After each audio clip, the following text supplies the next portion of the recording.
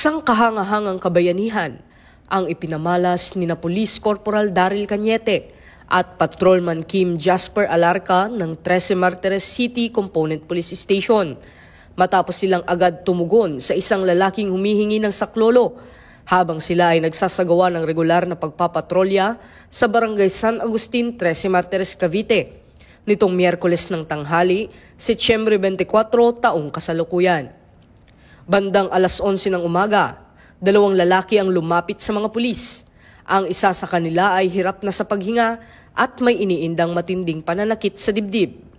Dahil dito, hindi na nag-aksaya ng panahon at agad na tumugon sina Police Corporal Cañete at Patrolman Alarca at tinulungan ng biktima upang maidala ito sa pinakamalapit na pagamutan.